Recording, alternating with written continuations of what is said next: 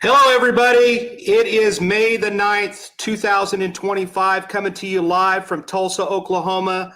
This is Into the Fire, the #1 true crime podcast or radio show on KGRA Digital Broadcasting. We'd like to welcome you tonight. Tonight is going to be an epic guest, Ed Wallace, retired detective, first class detective. I think it's first grade or first class.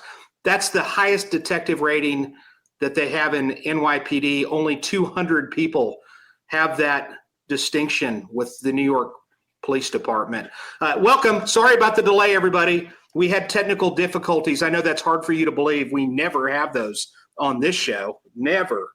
So, but there was a freeze somehow. I don't know what the deal was. I want to give a shout out to my cousin, who's living in Sedona, Arizona, who is tuning in. Jody and her husband, Steve Elliott, in Paradise, really, in Sedona. And I need to get there really quick. I wanted to mention to everybody here tonight, I had a special treat today. I got to hang out with Steve-O from Jackass and many movies. There he is right there in the middle. What a class act this guy is. And if you read closely, he wrote Tulsa Homicide Rocks, and he's just an all-around cool dude. And he's here in Tulsa on his tour. And Amanda, who's behind the curtain, was telling me that she just watched him last week up in Nova Scotia. So he's traveled down here to Tulsa, and one of the things that he wanted to see is he wanted to meet us. He's a big fan of Tulsa Homicide, and he stopped by, and Steve's going to be coming over to my house tomorrow, and he's going to be hanging out, and we're going to tape a podcast. So we're going to tape that tomorrow, thanks to Amanda, and that will be coming to you in the near future down the line.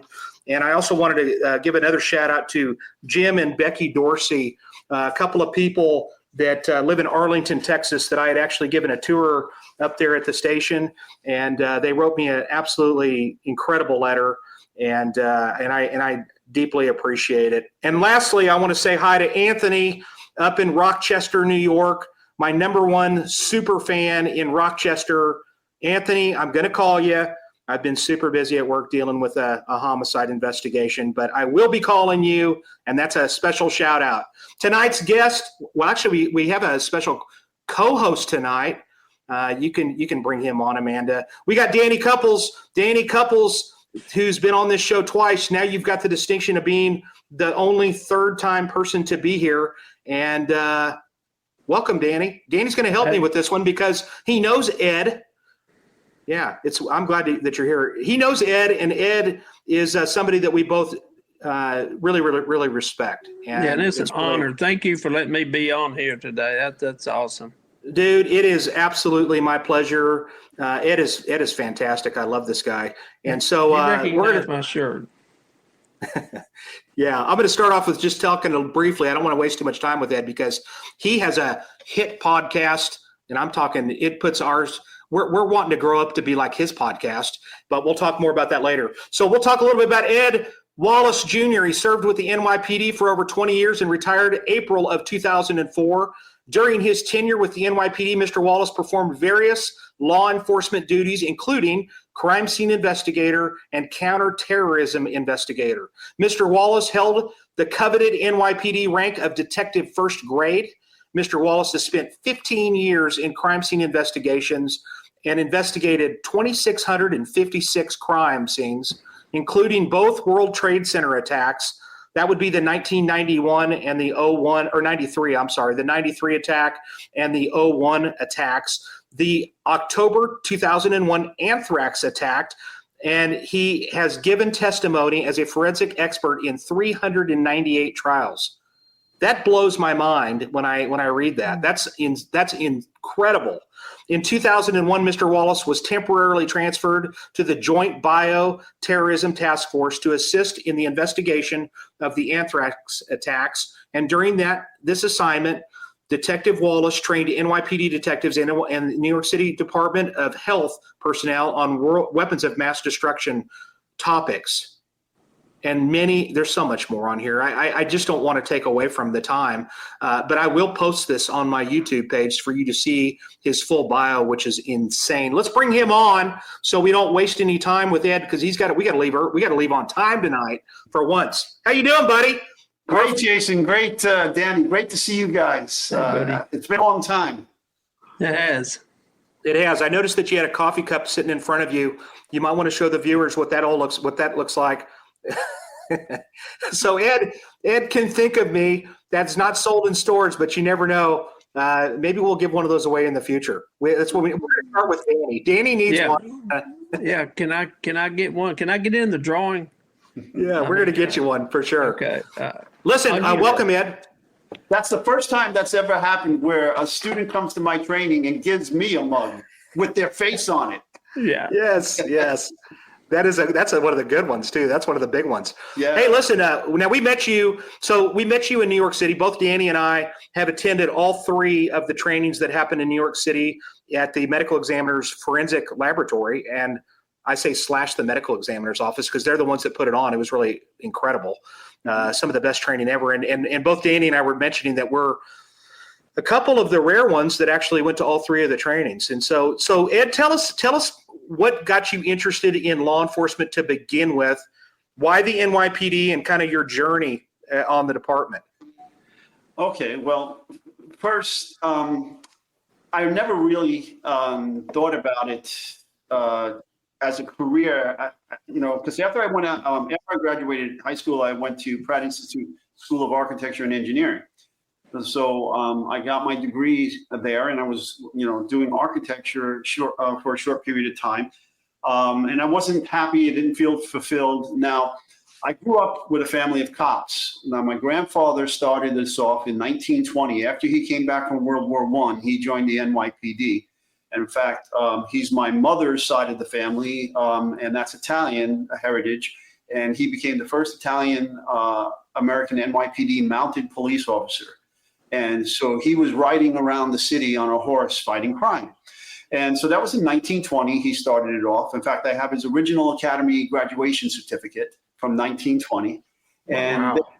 Then my Uncle Harry and other relatives. So growing up as a kid, I always was surrounded by military and law enforcement family members. Okay.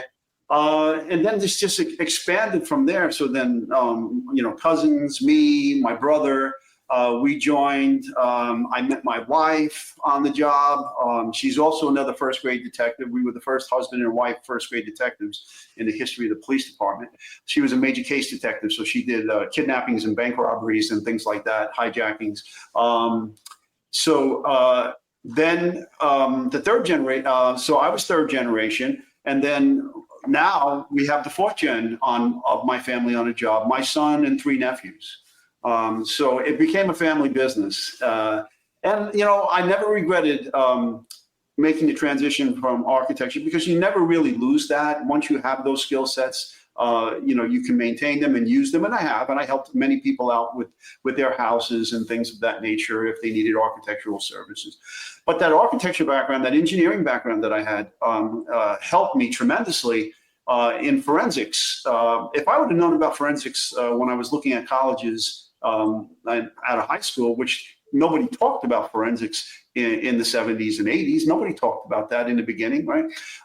In high school, I would have went in that direction. I would have gotten my degrees in forensics. But the math and the trigonometry and the physics and the geometry and all these things came in very useful for bloodstain pattern analysis, for ballistic trajectory analysis, for a lot of the things that I was doing in the crime scene unit. And then I, because of the drafting and that, initially back then we were still manually drafting. So, when I got into the crime scene unit, I had to teach people how to draft the crime scene so that, to do not to scale and to scale diagrams. And then later I would introduce CAD, computer-aided drafting, and bring that in, and so that people can do that as well, and push the crime scene unit into the modern era.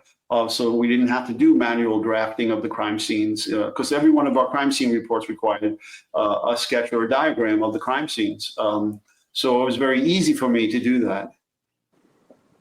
Yeah. So that's how I got into law enforcement. Fascinating. So your journey as a cop for NYPD, you got into crime scene pretty quick. I mean, and that's where you spend the majority of your career. Yeah. Was that a difficult thing to get into, or was it pretty wide open? No, it was, because I was the first. I came directly from patrol. And that never happens to get into crime scene. Because now, let me back it up and give you the history of the NYPD crime scene. The crime scene unit was formed in 1976. Prior to that, there was no crime scene unit. What they did is they would send somebody from the lab. They would send a photographer from the photo section. And if there was firearms and ballistics evidence, they would send somebody from the ballistics lab out to do the scenes. Well, someone came up with the bright idea of taking members of the lab, the ballistics unit, and the photography unit, and creating a standalone crime scene unit, and then train them up to speed on all the forensic techniques. And then in 1976, the crime scene unit was formed. And at that time, when I entered in 1989, 89. And so it was fully established unit by that time, protocols, procedures, equipment, training. I had extensive training when I came through the door. It took months to go through the training process. And then you had a mentorship portion of the training where you did ride-alongs, and, you had to watch. And then slowly you transitioned to catching cases with a partner, usually a field training officer from the crime scene unit. And then you would catch cases, and the rest is history, as they say. But I fell in love with it. I fell in love with forensics. And so I just took it upon myself in many instances to go grab training and forensic training anywhere and on any topic that interests me that I thought could help me with my career and make me a better crime scene investigator. So I would travel the world, sometimes on my own dime and time. Like I'd put in initially for the job to pay for these things, and they would sometimes reject it, sometimes not. They would pay for it, and I would go. Mm-hmm. But many times when they rejected it, all right, I just put in a slip for vacation and go on my own dime and time. And because I knew what I wanted to do with my career. Right. Go ahead, Danny. Jump in there, buddy. Well, I just, I was just remembering back when we went up there and remembering how safe it was walking around downtown New York with Ed at our lead. We didn't have to worry about anything up there with him. Mm-hmm. And one of the stories that I tell it I told it 3 times this week, just knowing that Ed's coming on, about the morning of 9/11, that morning, of how, you think there's things that are coincidence. Listen to what he tells about that morning, with his brother involved in it. Do you mind telling that story, Ed? No, not at all. Not at all, Danny. So my younger brother, he was 1 year younger than me. He came on the job as well, and he was a narcotics detective. And in 1997, while on a buy and bust operation on the streets of New York, his team sent in an undercover to make a purchase, and then he and his team would go in and make the arrest after the purchase. So during the arrest, my brother collapsed on the sidewalk and was rushed to the hospital, and that's where they found that he had a glioblastoma brain cancer.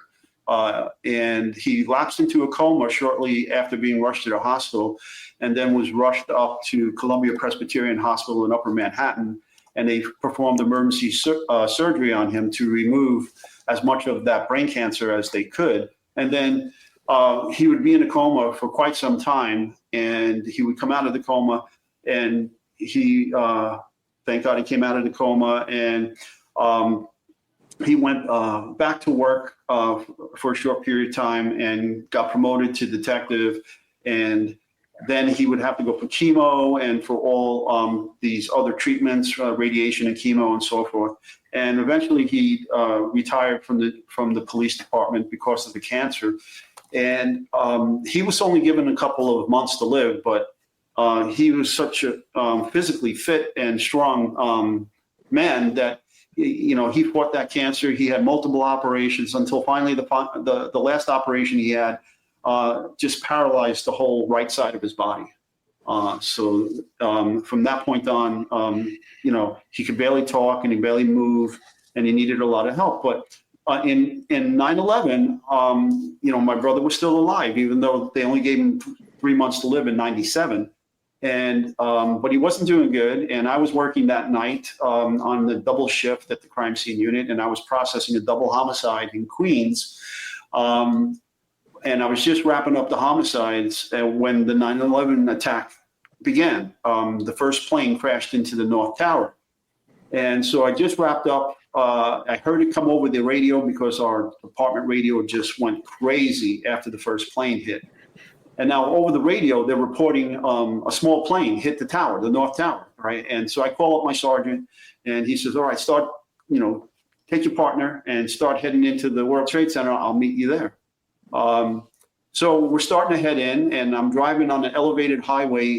It's called the Brooklyn-Queens Expressway. And this portion in Queens is elevated, and you can look right into Manhattan. And I can see the smoke coming out of the World Trade Center, the North World Trade Center, and the North Facade. And I'm looking at these gaping holes in the North Facade and the other facade. And I'm saying, no, this ain't no small plane. This isn't a small plane. And I say, well, what is going on here? And then all of a sudden my phone rings, and my sergeant says, asking me where I am. And I said, give him my location. He goes, all right, pull over and stand by, wait for highway. And I said, well, I'm in a marked police vehicle with lights and sirens. I said, what do I need highway for? I got the lights and sirens on now, boss. He goes, you need to pull over and wait for highway. They need to take you home. I said, what do you mean home? What do I got to go home for? He goes, your brother passed away. We just got notified. So, so I pull over and get out of my, the highway comes over, and I jump in the car, and they take me home. They actually take me to my brother's, his house, where he's lying dead in his bed with my parents and my other siblings and his wife and his children. And he had 2 small children at the time. Now, we're all waiting there for the funeral director to come get him. Now, his wife worked at the Port Authority in the South World Trade Center tower on the 61st floor. And she was there in the 93 attack, and she had to be evacuated. And when she came out, her face was all full of soot from the smoke from the 93 attack. So she survived that attack. And because of what happened, she stayed home because her husband passed away, my brother.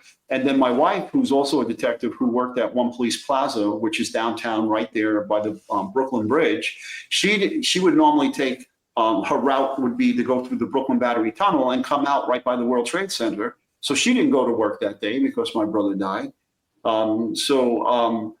Then later on, I would see a documentary where my partner that I had just left on the highway, he proceeded to go in to the tower to meet our sergeant. And that's when the South Tower got hit. And in the documentary, you can see my partner diving underneath the police vehicle as debris is falling down from the top. And so I'd like to think that my brother's death saved many lives that day, at least in my family, because who knows if I was there, if, my partner survived with some scratches, but who knows if I was there, if I would have survived, definitely his wife and my wife. And so I believe that's the hand of God showing itself to me. Yeah, I agree. And then what happened after, you remember I know you remember, but the botched stop of that terrorist attack on Brooklyn Bridge wasn't far long after that. Yeah, so what Danny's talking about, folks, is that a year later, it's September 10th, 2002, and I'm on a special assignment in a federal task force. They took members of the crime scene unit because all the crime scene investigators are hazmat techs as well. Now, we started that after the 1993 World Trade Center attack so that we can deal with crime scenes involving chemical, biological, and radiological weapons. Because we knew that, terrorists were using these things now. So anyhow, so they formed a special task force with the Feds, Department of Energy, and our public health lab, and the NYPD. and we were running around the city for a couple of weeks before the anniversary of the 1-year anniversary of 9/11. And we were testing the air. We were collecting air samples and testing the air at all of the venues that they were going to hold events at. And then we were on 12-hour shifts. We had the day shift and the night shift. And I worked the night shift from 8 p.m. to 8 a.m. Okay. And so I was just finishing up my 12-hour shift, and I'm in my marked police cruiser, and I'm driving southbound on the FDR highway, which is on the east side of Manhattan, when a green Plymouth 1980s minivan with the broken left rear window, 2 occupants not wearing seatbelts, and the Indiana license plate just blows the doors off me on a highway as if my car didn't say police on the side of it.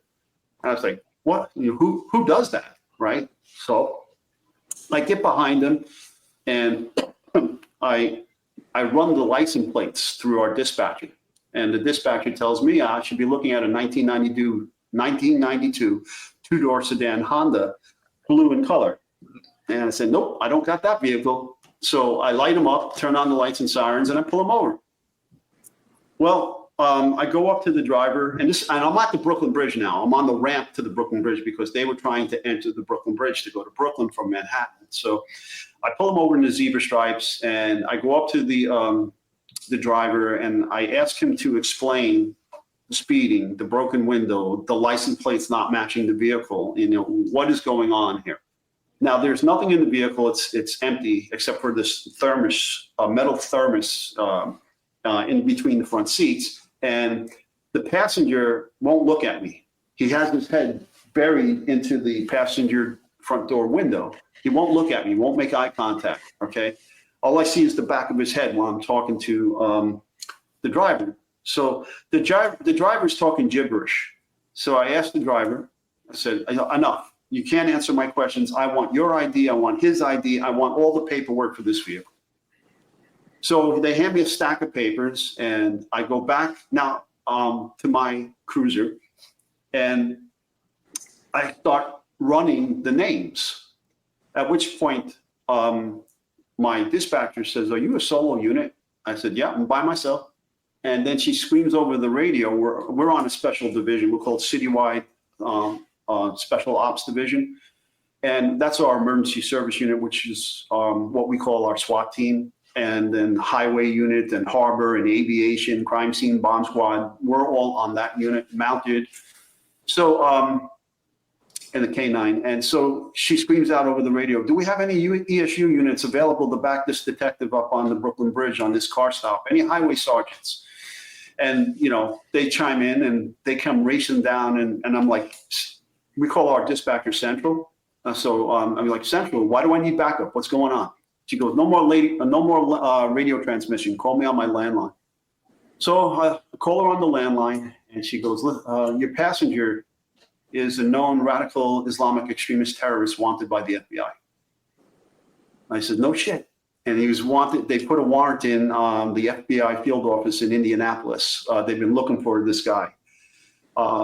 Apparently, what had happened was this guy and the other guy in the van rented a 30-foot yellow Ryder truck in Indianapolis, and they were under FBI surveillance because they've been bouncing back and forth between Dearborn, Michigan, and Indianapolis.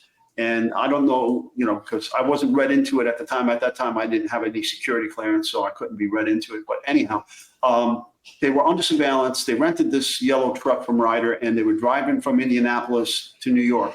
And they managed to elude their FBI surveillance team. That's when they put the bolo out to be on the lookout and put the warrant in for the rest of the passenger. Okay, so I find them in New York the day before the 1-year anniversary of 9/11. I tell you, in my career, I had a lot of shit like this.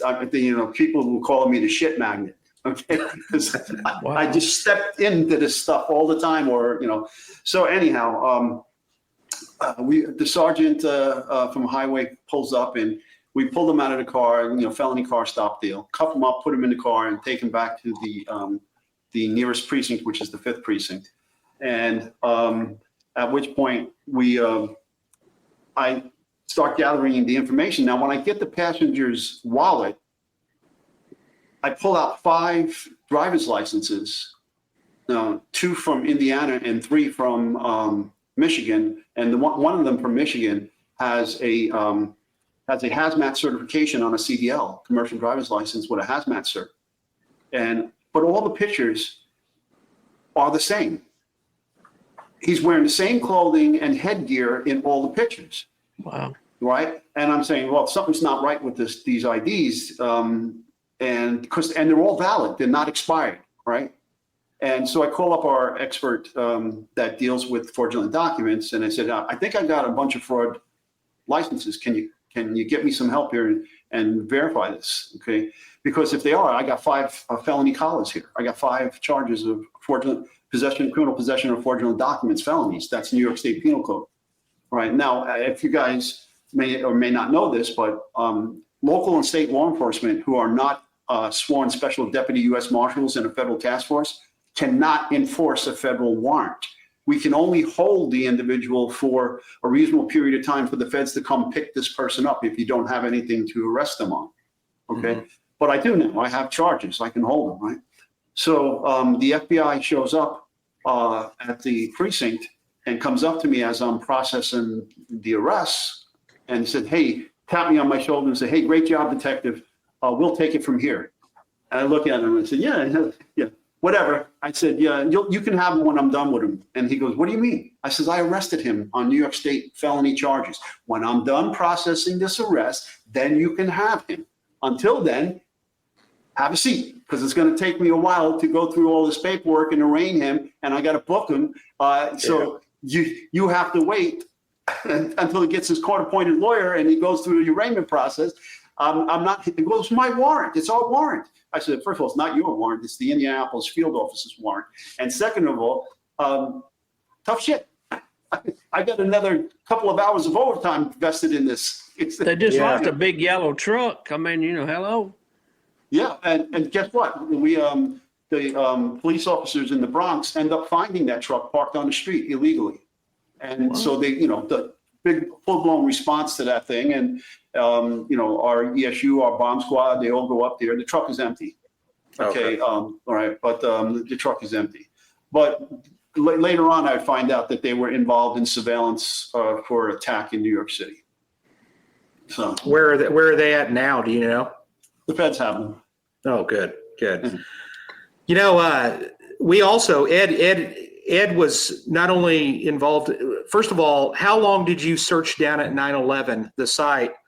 And you've got permanent issues from that. Yeah. Of course.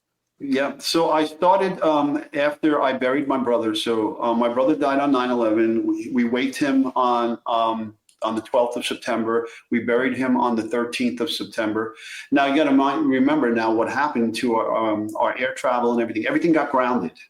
All right. So like I have family all over the nation and they couldn't come in for his funeral. All right. So only the local family managed to get there for the funeral.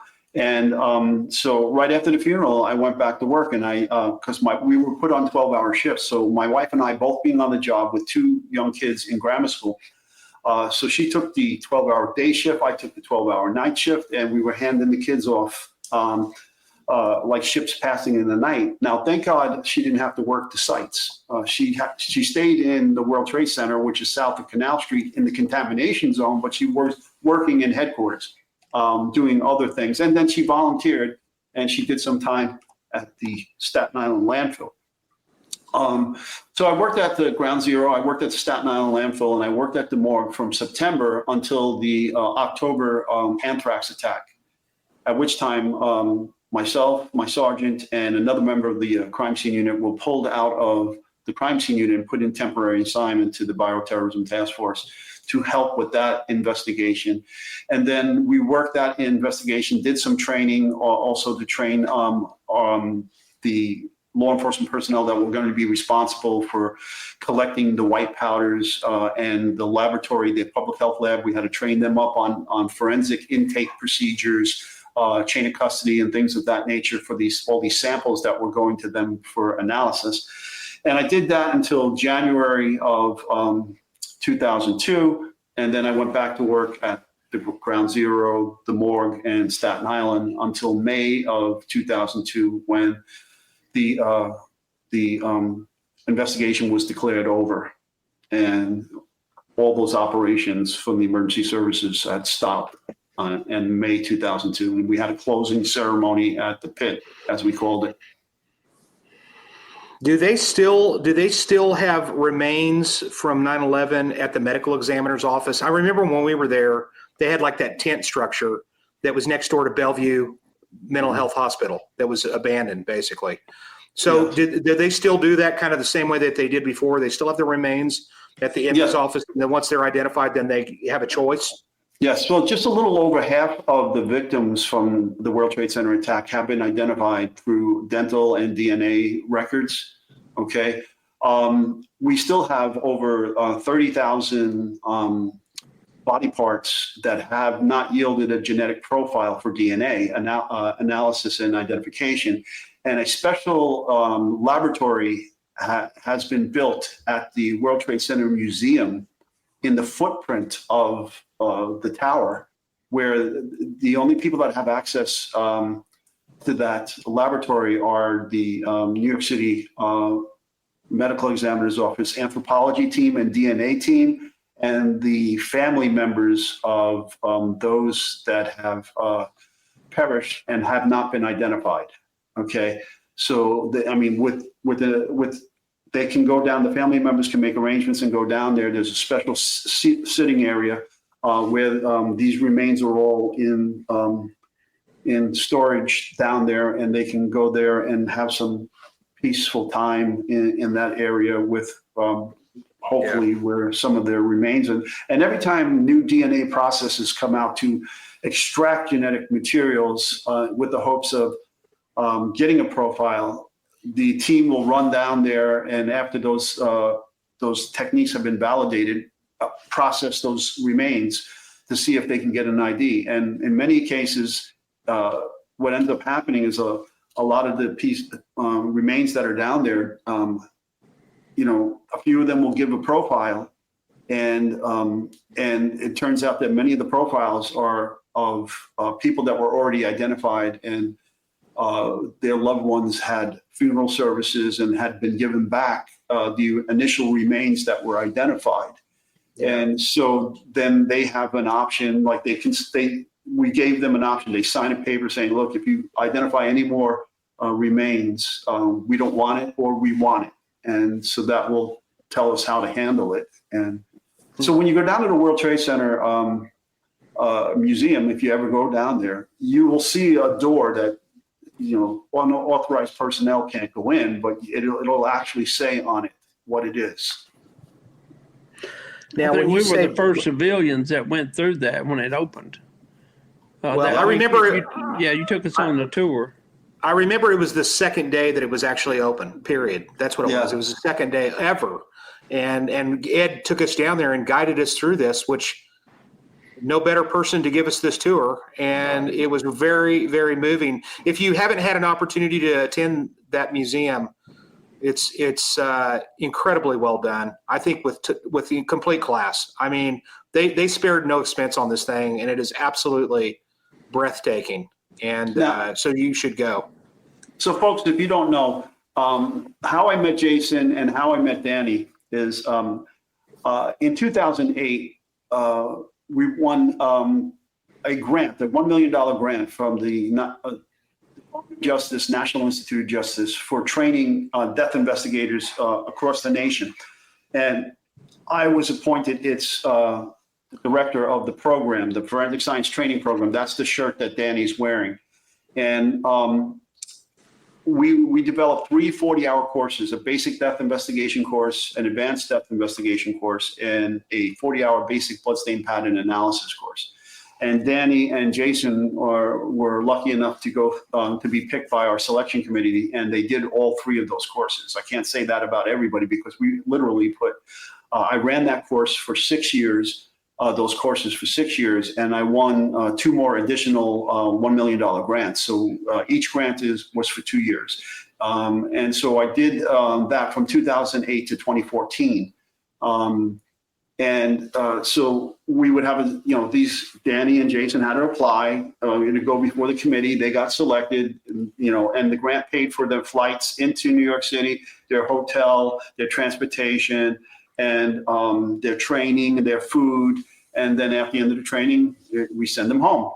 And so on the day one, I would take the whole class on a tour down to Ground Zero. And, it would be walking, jump on the subway, come up onto the ground and go to the World Trade Center, do that tour. Then I'd walk them over to the ferry, and we'd jump on the Staten Island ferry, and we'd go to Staten Island, and we'd take a train to my favorite pizzeria. Yeah, Goodfellas. Yes. That's right.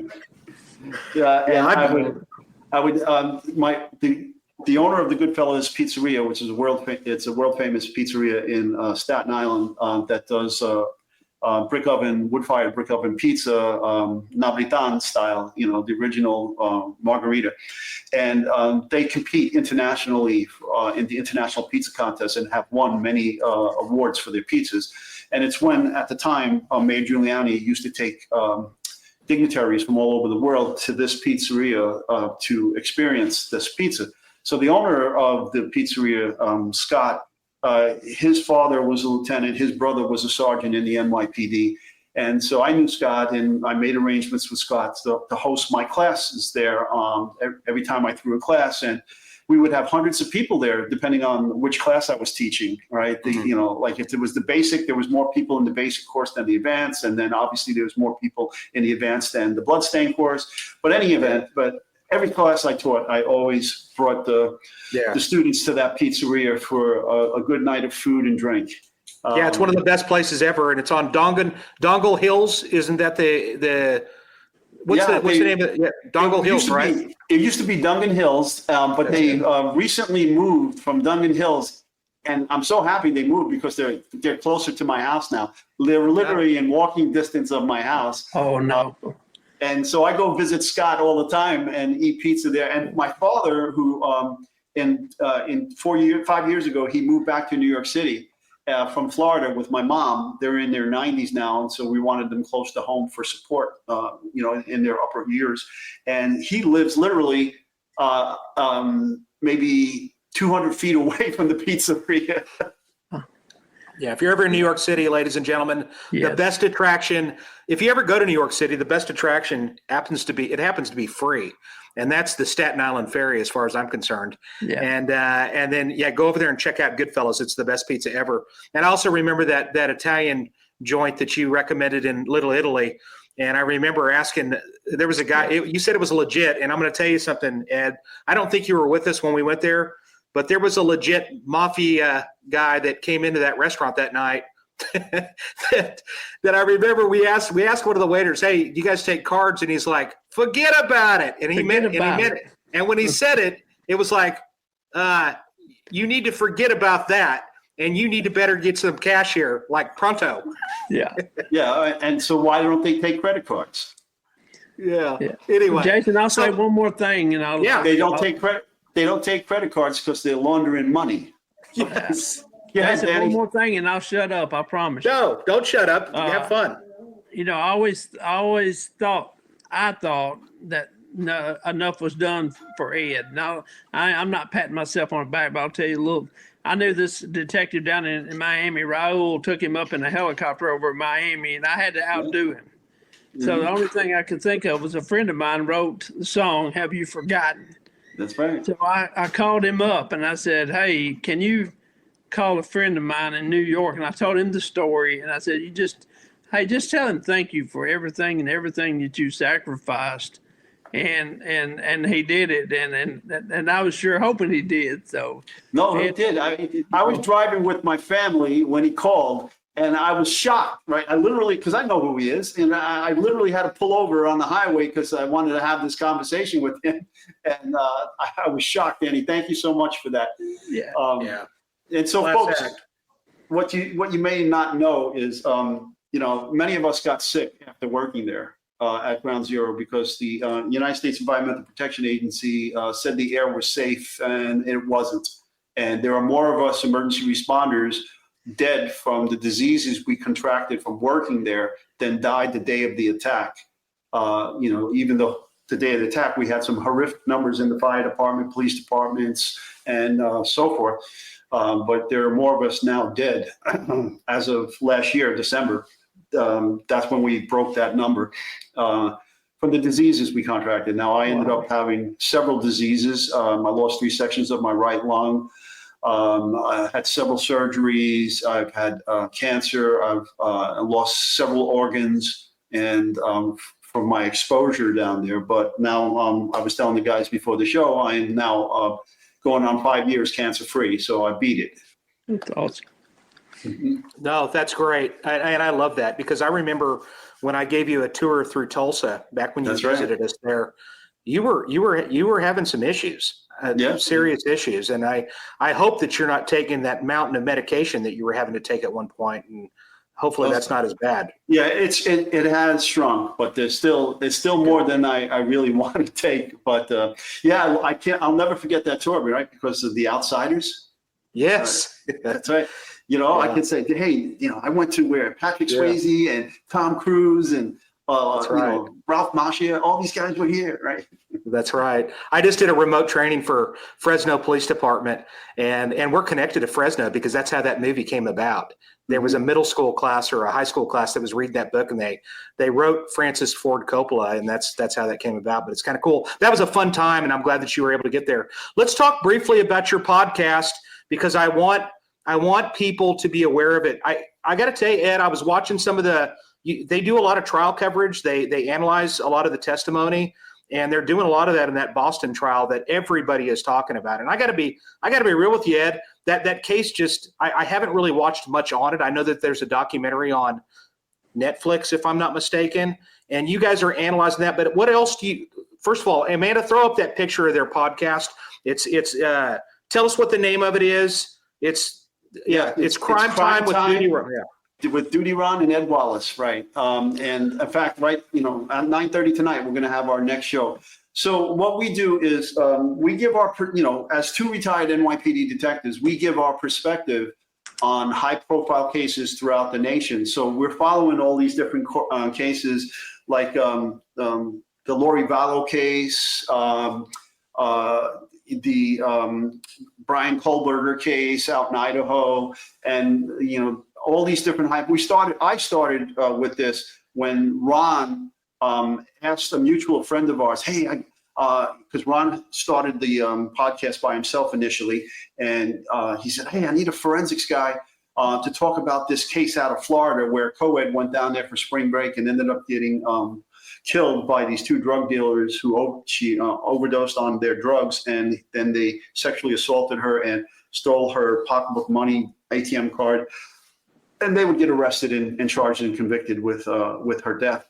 And so he wanted a crime scene guy, and then I came on, and then he asked me to come back again as a guest, and then the next thing you know, he's asking me to be his co-host. And so amongst all the other things I'm doing, running around the nation, training people and for Homeland Security and Louisiana State University. And I'm doing that as well. So I'm doing these shows, and we picked like the Gabby Petito case. I've worked on that with Ron, and we break down various aspects of the investigation, what the detectives should be doing, how the case should be running, and then when cases go to trial, we then monitor the trials and take notes and do shows on the court coverage. So right now, the big case that I've been following and doing a lot of podcasts on is the Karen Reed case out of Massachusetts. And your go ahead, Danny. No, I was just going to mention I knew he had worked some high-profile cases, and I was hoping he would get a chance. I know we're running short of time in New York. I was hoping to get a moment to speak on one of them. I know we talked about the hand grenade case, but I know you probably got a better one. Well, I've worked on a lot of high-profile cases in New York. I mean, I have literally a loose leaf binders full of newspaper clippings of my cases, and I had the Puff Daddy J-Lo Club New York shooting Okay, I did the work there in the shooting reconstruction and the crime scene work, and testified in the, Puff Daddy's case. And as you know, Puff Daddy is in a federal prison in Brooklyn right now, awaiting trial as they were going through jury selections for his upcoming case. Then, I had a millionaire murdered by a mother and son con artist team that were running around the United States and even international in the Bahamas and so forth, killing people for their real estate, and then milking the real estate with, refinancing, arson fires, and making insurance claims. And they were doing this all over the country. They would target individuals. Normally their targets were rich people that had no living heirs. And then they would go in and forge the deeds and transfer the property into their names, and then take out these mortgages and take out, insurance policies, and then burn the place to the ground and collect all this stuff. And they murdered a Bahamian banker that got caught up in their scheme. He figured out what they were doing, and he reported them to law enforcement, and they murdered him and threw his body off a cliff in the Bahamas into the ocean. Then they targeted this woman in New York. Her name was Miss Irene Silverman, and she was a former ballerina, very rich. She owned a mansion in Manhattan. She had no living heirs. She took her mansion and she subdivided many of the rooms in there, and she would rent them out as apartments. And so this con artist team sent the son in under an assumed identity, and he was living there conducting surveillance on Miss Silverman until one 4th of July weekend. They jumped her, killed her, wrapped her body in a plastic shower curtain, stuffed her in the back trunk of their Lincoln Town car, and drove her into New Jersey and buried her by a construction site. We never did find her body. Now, they were arrested that weekend for unrelated charge of fraud for the purchase of that town car from a dealership in Utah. A check that they gave the guy for the car bounced, and he reported them, and a federal task force ended up picking them up. And the car was sitting in 26 Federal Plaza, it's the home of the FBI here in New York City, in their garage. And when they finally figured it out, that two different groups of investigators, one looking for Miss Silverman as a missing person, and then them looking for the fraudsters. And then they realized, hey, they just killed somebody. And so we got a warrant, and I had to process their Lincoln Town car in the garage on a hot July summer here. And I spent 36 straight hours tearing this car apart, and because they were living like gypsies. All their worldly belongings was stuffed in black plastic garbage bags in the back seat of the car. They had most of that stuff was in the trunk, but they had to remove it to put Miss Silverman's body in the trunk. Now, what was in the trunk when I popped the trunk open? A huge duffel bag, big enough to put a body in. And Miss Silverman was a small person. If she was 5'1", that was it. Okay. Wow. So I tore the car apart, and it was like an excavation site, an anthropological dig. I would have to get new clean towels and put them, not towels, but tarps, and put them down on the floor of the garage, and then pull one bag out, slide that over, document photographs, and pull the next bag out, put it on another clean tarp, and put that off to the side. Then I'd have to open each of these individual bags and go through all these belongings. Yeah. I found surveillance records. I found wiretaps that they were doing on her. I found practicing notebooks where they were practicing writing her handwriting. I found roofies in a liquid form with hypodermic needles. I found a Glock. I found $50,000 in cash. I found all of these different things that pointed to them. And I also found evidence that they killed this guy called David Kasdan in Los Angeles to steal his house and do the same scam on him. Unbeknownst to me, David Kasdan was already killed by them and dumped in a dumpster by LAX. And LAPD had opened a case on that, not knowing it was these people here. Okay. Yeah. We're just scratching the surface with you, Ed. There is no way by fitting. I know I'm looking at the message from Amanda behind. Yeah, I wish we could go a little longer. I really do. I'll tell you what, Ed, check out his podcast. It's true crime, it's Crimetime with DutyRon, and it's on YouTube. Go to that, and Ed is on that. And I'm telling you, I It's spot on, man. You talk about people's testimony. You're talking about, actually, if you're a police officer, you really should watch this for how to testify, because they're going to give their insight in how these cops and other people aren't looking good on the stand at times. And so you should check that out. Amanda, throw up the books, that picture of the books that Ed is co-wrote and there's a part of. Here's one of those. And you know, these are probably, you know, that's the Oklahoma City bombing there. And that's a book mine. Oh, that's not yours? I'm sorry. I don't know how the heck this isn't mine either. Okay, well, they're great books. They're not his. There's a picture of 4 books altogether. I'd sent those to her earlier. I'm so sorry. Okay. No but worries. if you hit Ed Wallace, that's okay, Amanda. Don't worry. If you go to Amazon.com and just put author Edward W. Wallace, Crime Scene Investigation, the books will pop up. There you go. I'm sorry, Ed. No worries. And I'm gonna put that.